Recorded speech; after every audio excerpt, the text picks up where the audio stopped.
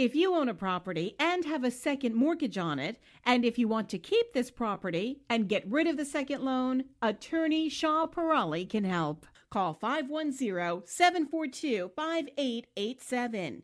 Due to the uncertain economy, many people have settled their debts for a fraction of its value. It's recommended to use an experienced lawyer to deal with it. Shaw Parali is an experienced debt settlement attorney and has handled hundreds of such cases successfully. There are no upfront fees for debt settlement. Only when you win, you pay. Call Shaw Parali, attorney at law, at 510-742-5887 or visit yourdebtsettlementattorney.com for a free assessment. This is just an advertisement. No attorney-client relationship is established by this ad. The law does not guarantee success. Call 510-742-5887. And now, from the San Francisco Bay Area studios, KLOK proudly presents to you the prominent attorney Shaw Parali for the Shaw Parali Law Show, coming at you with over 50,000 watts of power. The Shaw Parali Law Show, where all your views matter.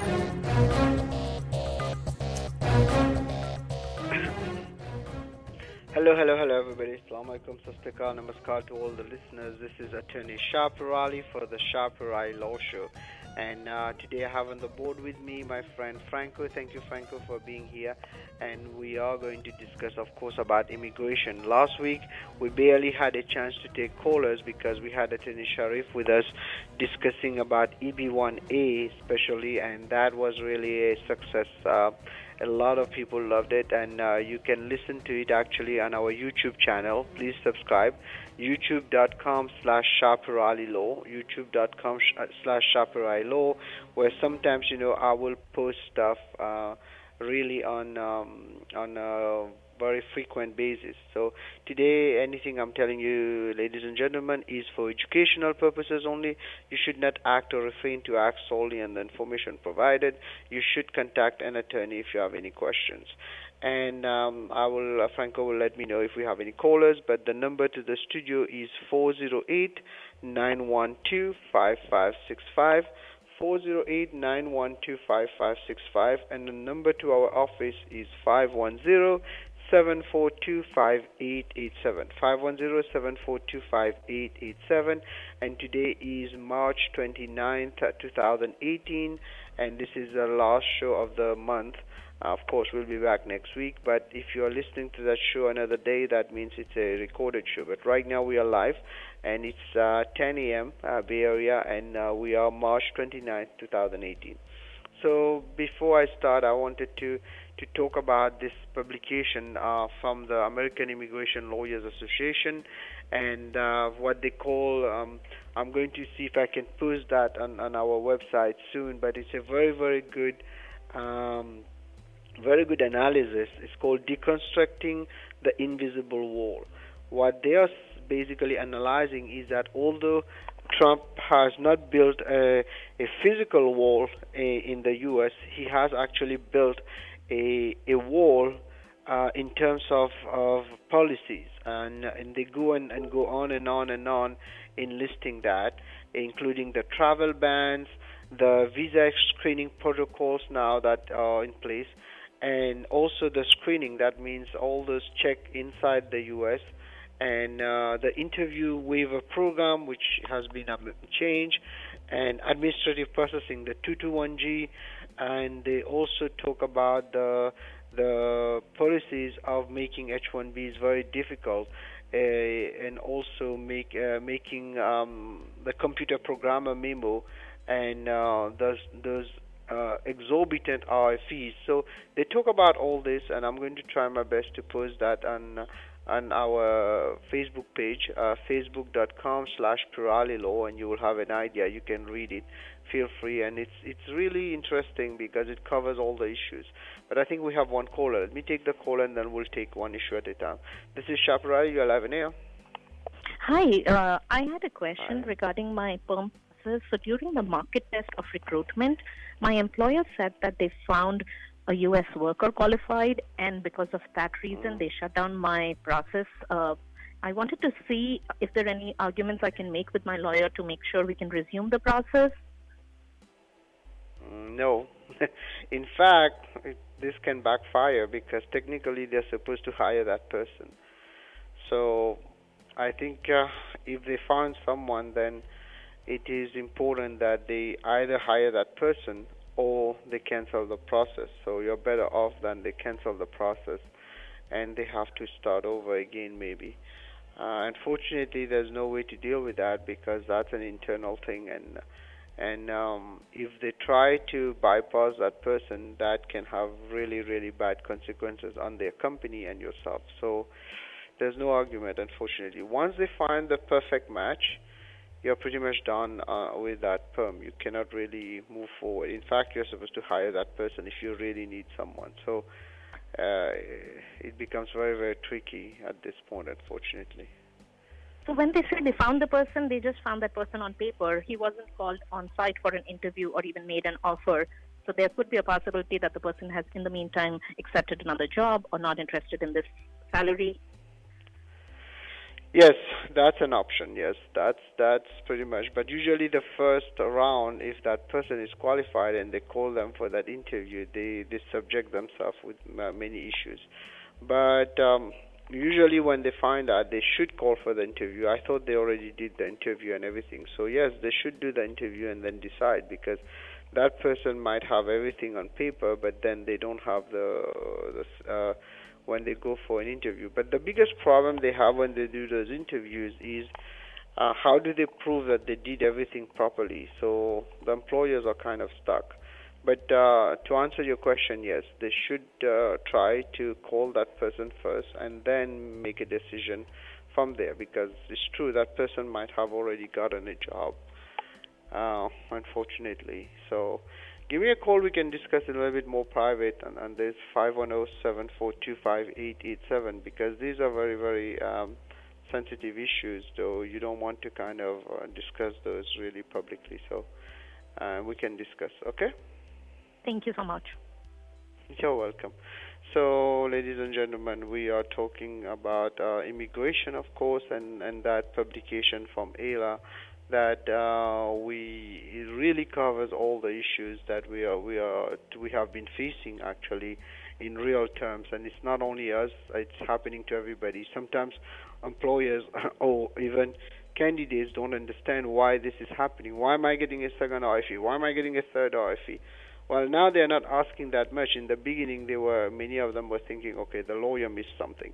Well, sometimes it may be the lawyer missed something, but bottom line, we are seeing a lot of RFEs. Some of them are so, how to put it, they don't even make sense, but they are coming. And some of them do make sense, and they are really kind of hitting hard on those. And we are seeing people who have been on H-1Bs for years now getting denied. So there are solutions for many of them, but some don't. But in order to get a solution, we need to do a consultation and look at the case by case. On the radio, I can only do 1 or 2 minutes kind of analysis. So feel free to call us at the office, 510-742-5887. Let me take another caller, Franco. This is Shapara. You're live in air. Hello. Hello, yes, sir. You're live.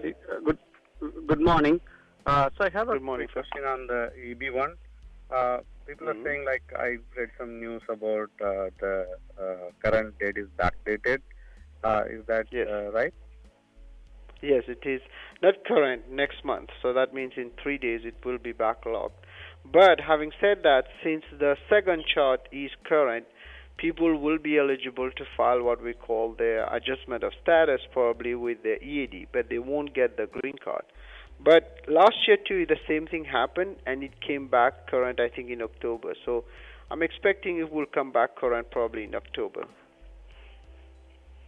Okay. So it's happening every year, so it will come back to... No, it doesn't happen every year. No. It happens only, I think, 3 times now so far. In all my career, I've been doing this for years, but right now, last year, it did happen at the same time, so we are hoping it will come back to normal by October. So just in the meantime, people are eligible to file for their adjustment of status in EAD, provided as long as the USCIS allows that soon. So yeah, it will become current hopefully soon, but not right away. Okay. Thank you. Okay. Good luck to you. Good luck to you. Let me take another caller, Franco. This is Shapra. You're live in air. Hi, Shah. I have a question. I am on H-1B visa and I got an RFE. So my question was, say if things don't go well and they reject my RFE, and then how much time do I have to find out another employer, or do I really go back from this country back to my country? Well, they got your RFE rejected and the case got denied? No. I'm saying if in case it gets rejected and case gets denied. Well, yes, if you already out of status. For example, let's say you file an extension and you're still in status when the extension is being filed. Yeah, and it's not. You get an answer before the extension gets completed. You can still refile it. But if, for example, then the extension, you get an answer after the first one is denied, yes, then you can still file another extension, but it will be a consular processing. So it's a little bit tricky, and if you file a transfer, the same rule will apply. It's not going to really be a transfer, it will be a consular processing. So the answer is yes and no, depending on the situation. Okay, so say my visa is valid till December of next year, December 2019. But because of this client change, we have to file for this amendment in RFE, amendment in H-1B. So in that, I got an RFE. So it means that I really don't have to go back. We can again refile. Yeah. Okay. If you're filing an amendment, it's a different story because H-1B is still valid. The way the rules of amendment works, if it gets denied, you go back to the original H-1B. For example, let's say the original H-1B say you are working for client X, right? And then they file an amendment for you to work with client Y. But what happens is you get a denial with client Y, your case automatically reverts back to client X. So you have to go back to work for client X. If you cannot go back to work for client X, then yes, you will have to file something, leave the country and refile a new amendment. Or you can, of course, file a motion to reconsider. But the problem with a motion to reconsider, you cannot stay while it's pending. So it depends on the case. There's no direct answer like that. Okay. Sure. Yeah. Thank you very much. Okay. Good luck to you. So let me take another caller, Franco. This is Shapra. You're 11 here. Okay. So I don't think we have callers, but the number to the studio, ladies and gentlemen, is 408-912-5565. This is Attorney Shaprari from the Shaprari Law Group. We are discussing, of course, about immigration, especially that publication from AILA, which I have posted on our Facebook page, facebook.com/PiraliLaw, facebook.com/PiraliLaw. Please like the page, of course, and you will get a lot of good information there. And also, I wanted to mention that about this publication from this article, more than an article, more like an analysis called Deconstructing the Invisible Wall.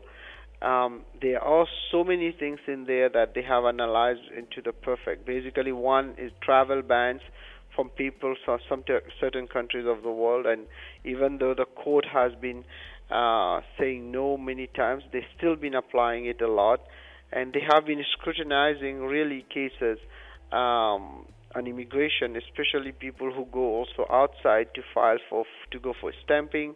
So that's another thing that also I've been hearing some horror stories, not many of them, but for H4 people. Usually H4 was not a problem to get a stamp, but recently I got two cases where people called me and say, hey, how come I got into trouble because my case is clear and everything.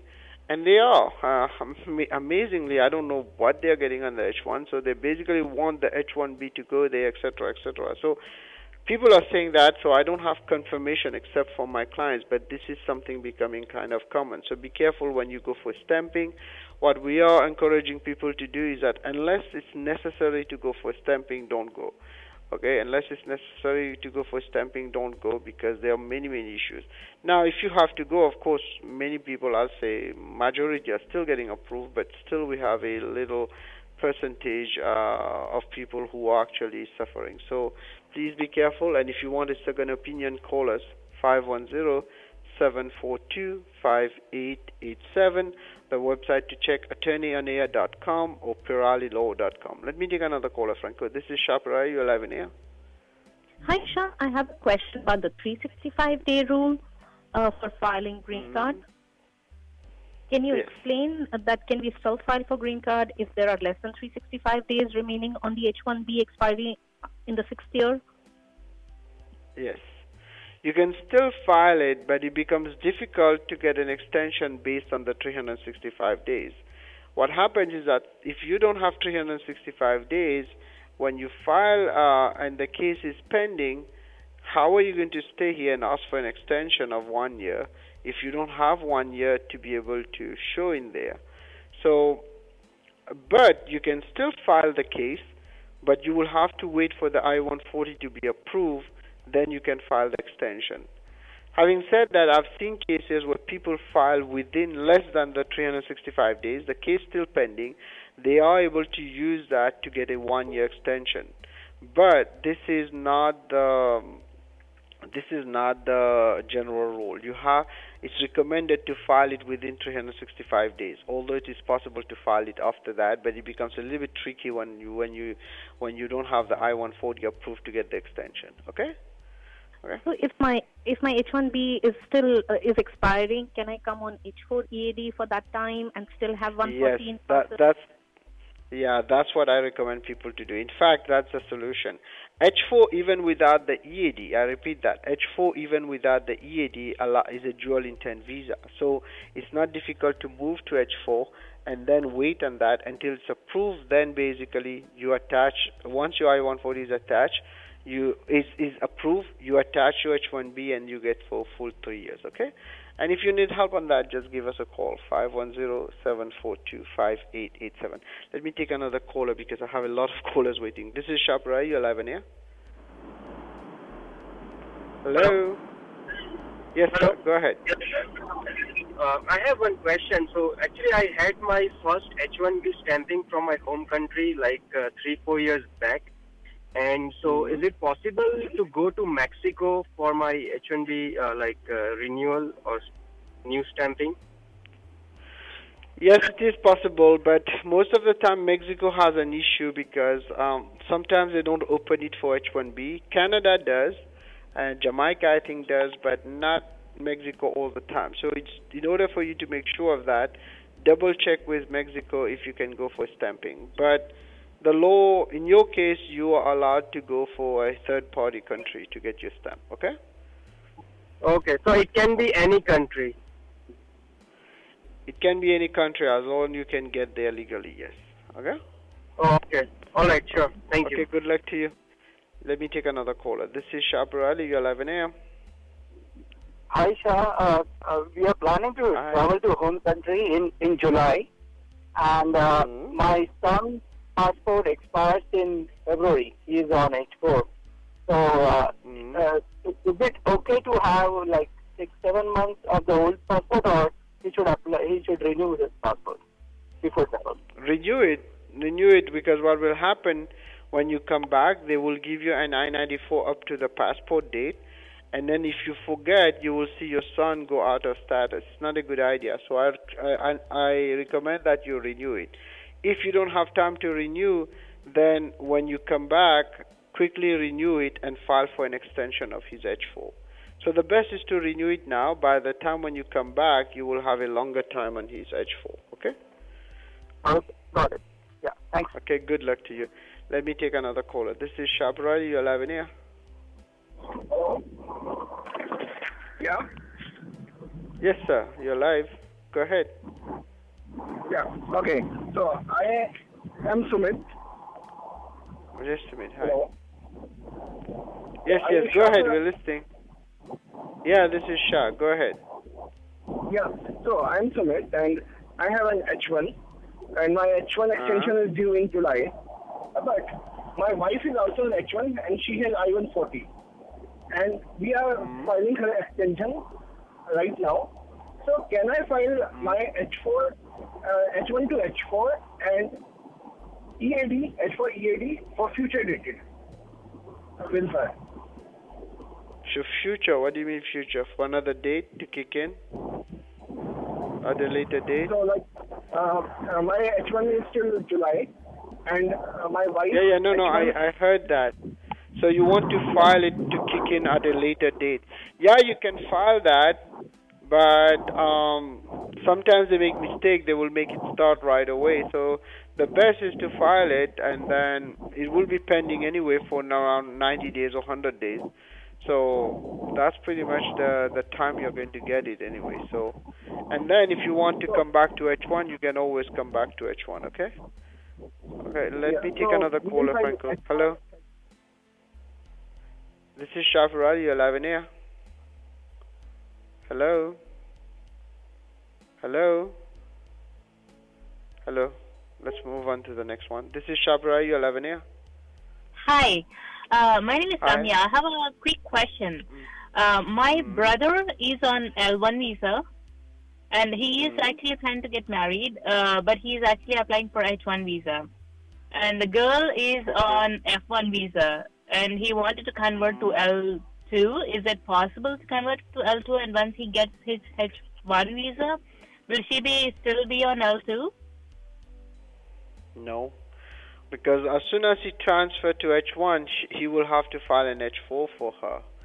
So no, because the L2 only attaches to L1. If he's not on L1, she won't get an L2. So the best is either to pick staying on L1, then she gets L2, or file as soon as he gets his H1 approved, file a change of status for her from F1 to H4.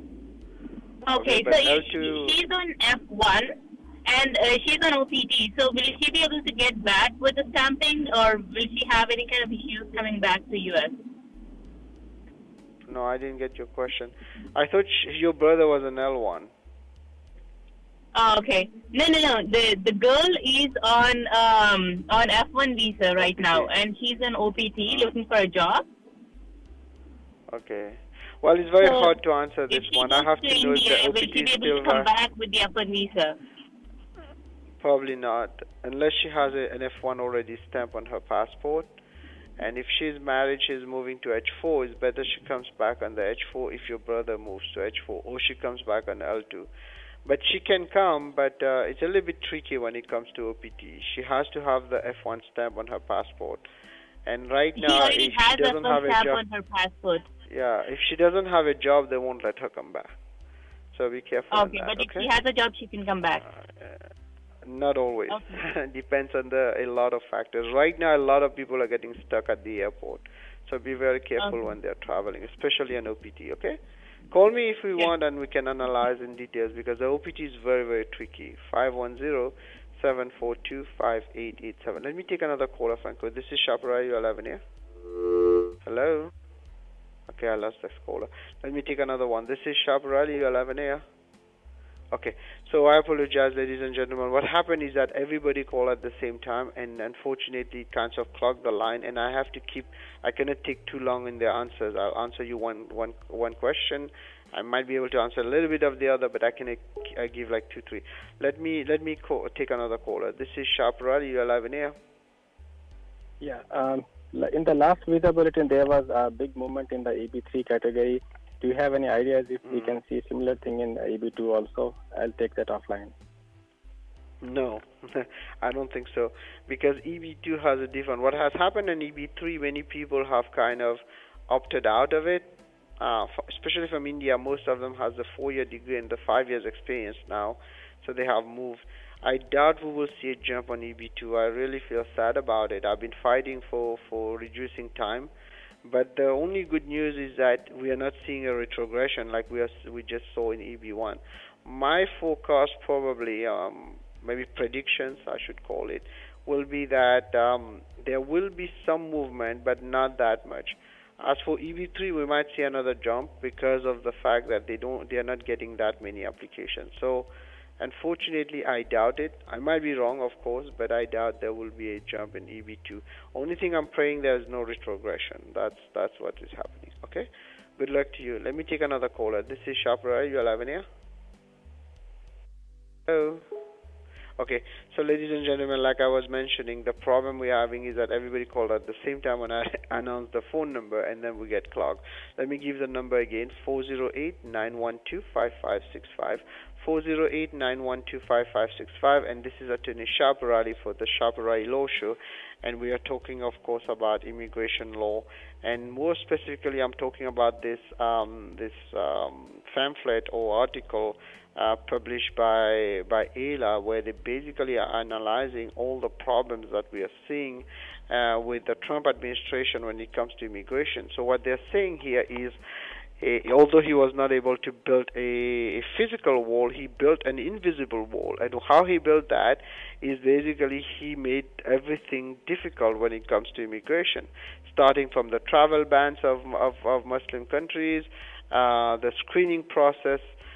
Protocols have become a lot tougher, and also the screening process in the U.S. has become tougher, and they have been making it very, very difficult when it comes to visa screening, and even the interview waiver program is becoming more difficult for countries which was easy to travel to the U.S.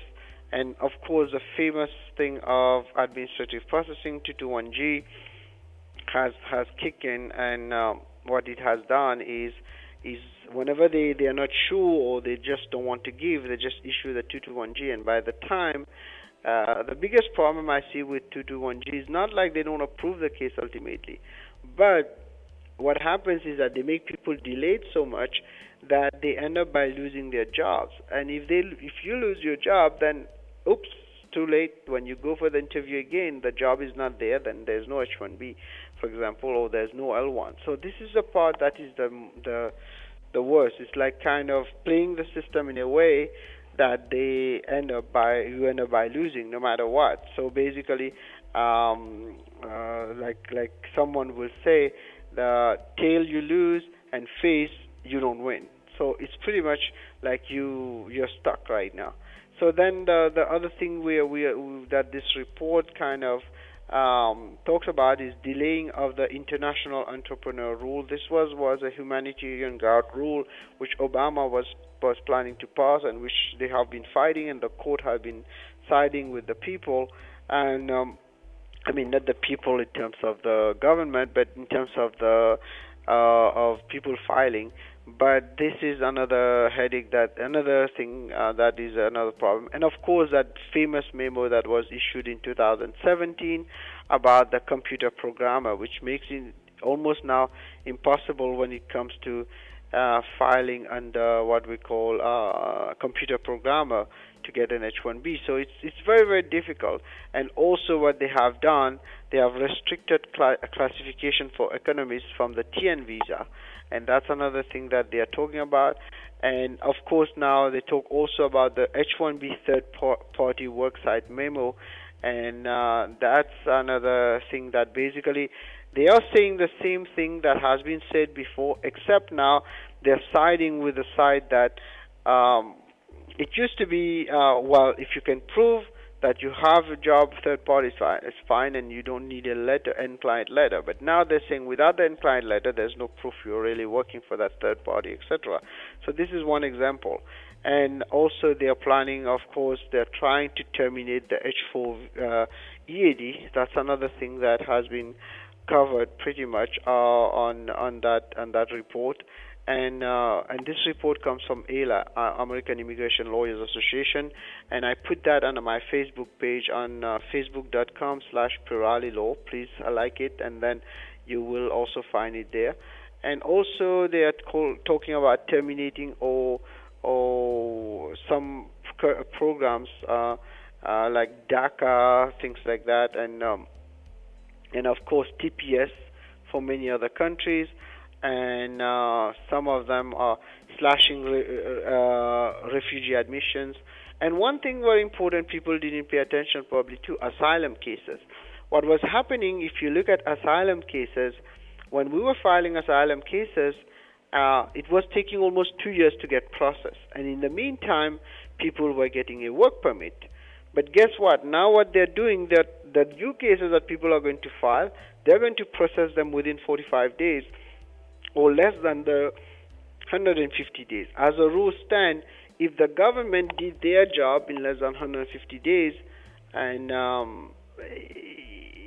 you will not get that work permit probably. Maybe later on you can apply in court when the case, etc. And provided you don't you ask for an expedited, what we call a hearing, which is another headache. So it's kind of really smart how they, well, not in a good way for us, but in a smart way, they have been able to really kind of build what we call this invisible wall. And what AILA, American Immigration Lawyers Association, which by the way I'm a member of, is calling the invisible wall, that famous crazy invisible wall. And of course, interviews at the domestic interviews, that means marriage interviews, parents interviews, and cases getting delayed is becoming a normal thing. And unfortunately, it's a lot of things happening. They are delaying cases, they are making things more and more difficult, but bottom line, that doesn't mean we're not getting approvals. We got a bunch of approvals on EB1, we got a bunch of approvals. Certain visas, they are not making fuss because these are visas that they really want to keep. And some people ask me the question, are they going to come up with a point system? Well, I don't know yet, but it seems they are trying to do that. But I doubt it will be in the favor of the people, because no matter what, I've not seen anything in the favor of the people coming, even from any administration, except what Obama has kind of done through executive order. But apart from that, there's not much I've seen out there. So I recommend that you actually look into that, and I posted that, like I said, on my Facebook wall, facebook.com/PiraliLaw. Pirali Law. Please check in, like it, and make sure that you read that document. So, ladies and gentlemen, we still have some time. We can take, I think, Franco, like few more callers. The number to the studio is 408-912-5565, 408-912-5565. And now I'm going to shift gear a little bit and talk quickly about debt settlement, because this is another thing that people are calling me. They want to go back home and they have debts. They don't want to stay here, they don't feel comfortable or whatever reason, and they can't afford to continue paying those debts when they are outside the U.S. because the salary will not be matching.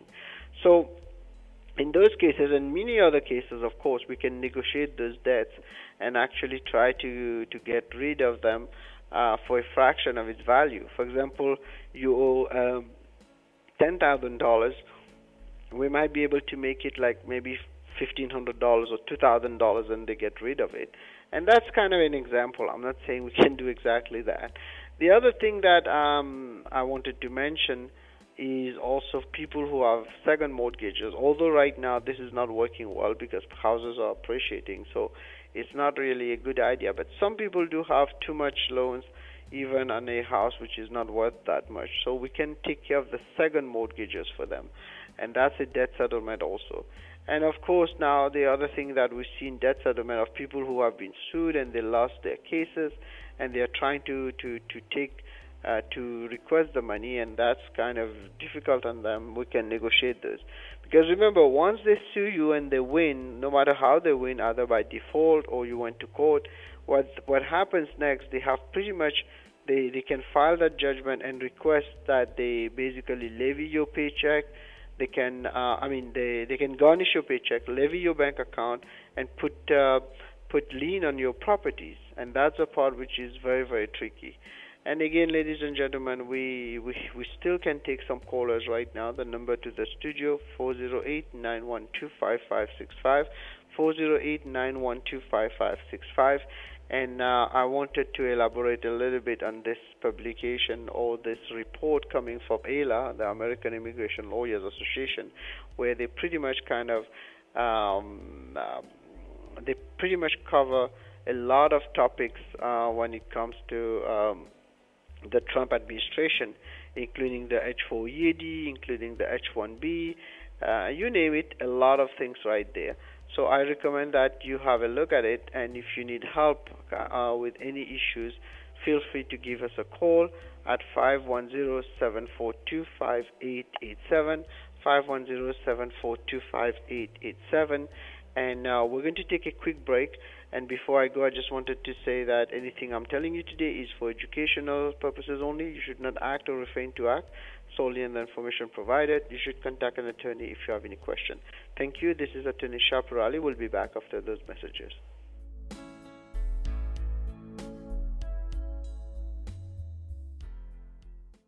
Beerables Inc. is an e-solutions company that provides custom web design, web application development, and internet marketing services to individuals and businesses. They can build powerful e-commerce sites, mobile apps, develop content, and market you on social media. They can help manage your brand's reputation and provide rock-solid customer support. Call today at 1-800-651-6091 or email us at info@beerables.com for a free consultation today. Again, the number is 1-800-651-6091. And we're back, ladies and gentlemen, and I think we have some callers. Franco, let me take the caller. This is Shaparali. You are live on air. Okay, I lost the caller. Let's take the next one. This is Shaparali. You are live on air. Hello. Hello. This is Shaparali. You are live on air. Okay, unfortunately, I think the calls dropped, Franco. And please call back. Unfortunately, when everybody calls at the same time, this is when we have all those cross calls, I think. But hey, I'm not an expert, but I know a lot of people call at the same time, and I'm really appreciative of that. But unfortunately, the system might be clogged. So please call. The number to the studio is 408-912-5565. Let me take the caller, Franco. This is Shaparali. You're live in here. Hi, Shah. Good morning. I have a quick question. Good morning. Question. Yes, go ahead. I'm listening to you. I have an H1 extension. I need to go for a H1 extension, in next month, April. It will be, there is a 6-month period, so I would like to go for it.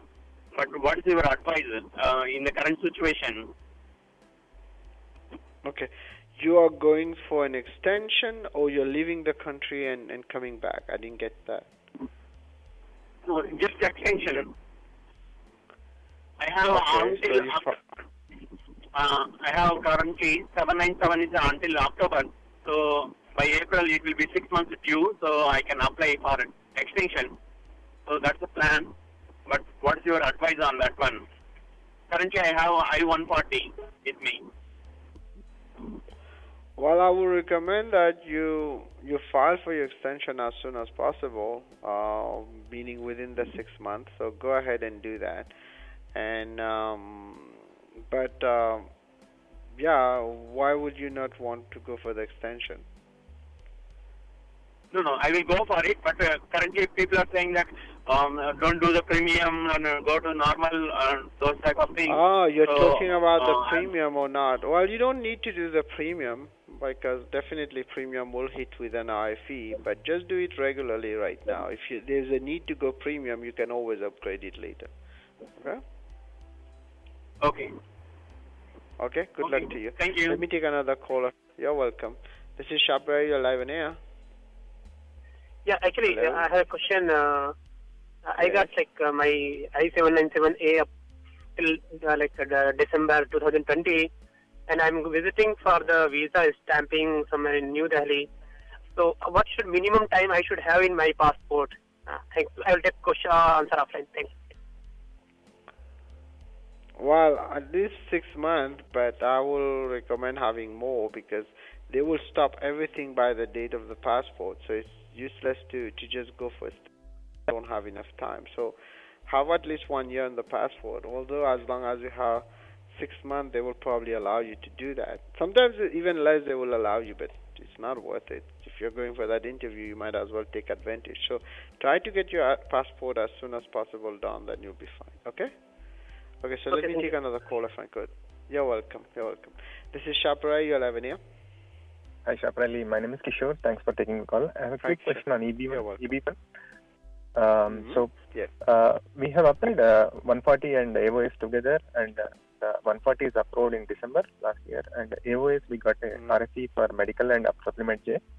We have submitted the response a week back, but I see the visa bulletin that from next month the EB1 getting into retrogression. So, could you provide some comments how the what duration in C? That's the part which is the most unfortunate.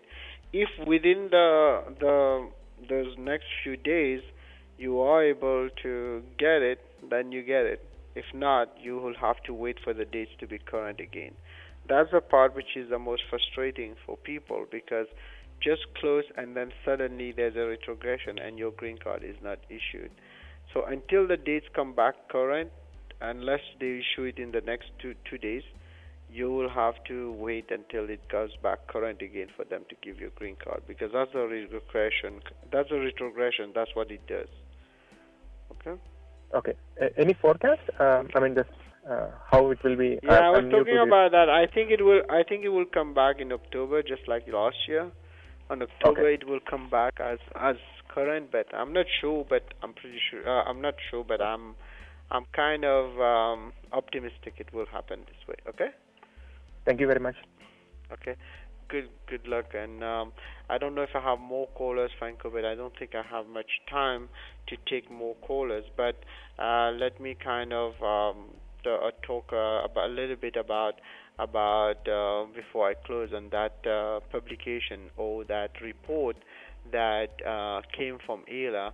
And what I did, I kind of posted the link on my website, and basically what it covers is the Trump invisible wall, and that's unfortunate, because what they're saying there is, although basically that everything is being done to block the physical wall in Mexico, in the meantime you have the government pretty much kind of finding ways to actually make people's life very, very difficult. And that's why we are having so many calls on RFEs, so many calls on the specialty occupations, so many calls on people pretty much panicking, because it's really unfair and sad, and that's something we are seeing really, really a lot.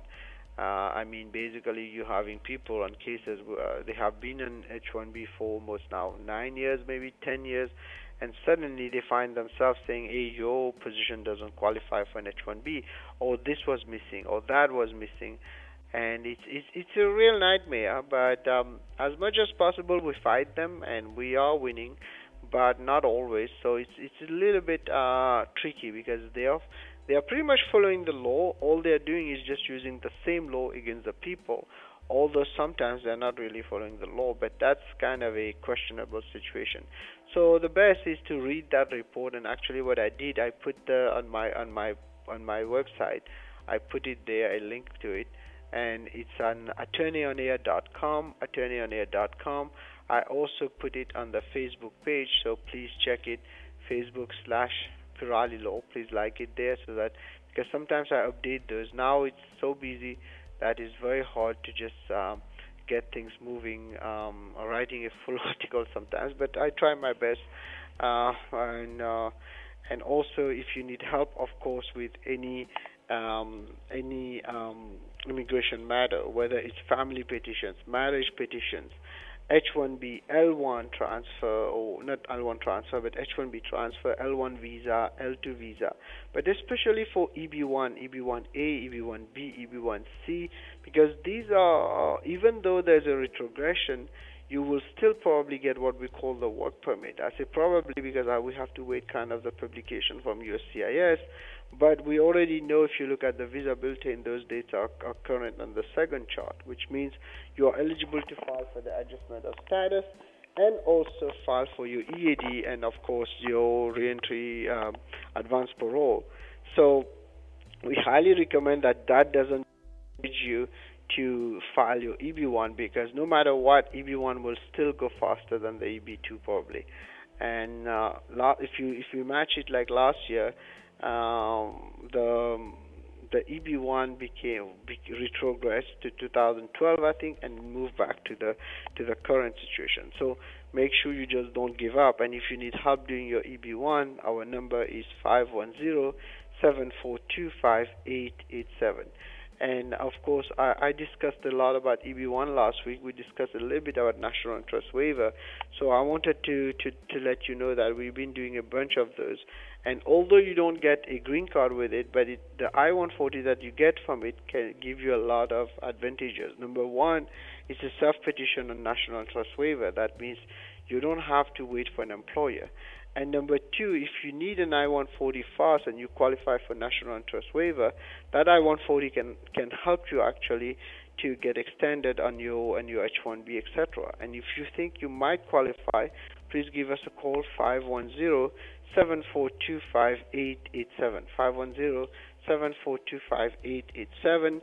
And of course, again, I mentioned the what I was talking about today is something very disturbing. Is the report on the invisible wall that the government or Trump has built somehow, and what they mean is a figure of speech for what he has done, including blocking a lot of people from different countries, including making life of people on H-1B miserable, H-4EAD make them on frustration and stress. So nothing good really if you look at this report. We are hoping that things will get better, but I think before it gets better, it's going to get worse, like they say. So be ready for that, and if you need help, feel free to reach out. Sometimes on the radio, I apologize, I cannot really give you a detailed answer because it's limited in time, and we have to give a chance to the others. So you can always call our office, 510-742-5887, 510-742-5887. And again, anything I'm telling you today is educational in nature and my opinion. You should not act or refrain to act solely on the information provided. You should contact an attorney if you have any questions. Our number to the office, 510-742-5887. So I'm going to close now and say thank you to Franco, and we'll be back next week, same time. It will be a live show, and after that it will be recorded, but ultimately we'll be here to help you, and call our office, 510-742-5887. So, Amit, are you there? Hi, Isha, how are you? I'm doing well, So, Amit, maybe you can explain quickly about, you have, I think, almost 10 minutes and a half about real estate and also some debt settlement for me, if you can. Sure. And definitely. We'll be back next week. Thank you so much. Take care. Bye-bye. Thank you, Shah, and Sat Shri Akal, Adhan Namaste to all the listeners. This is the second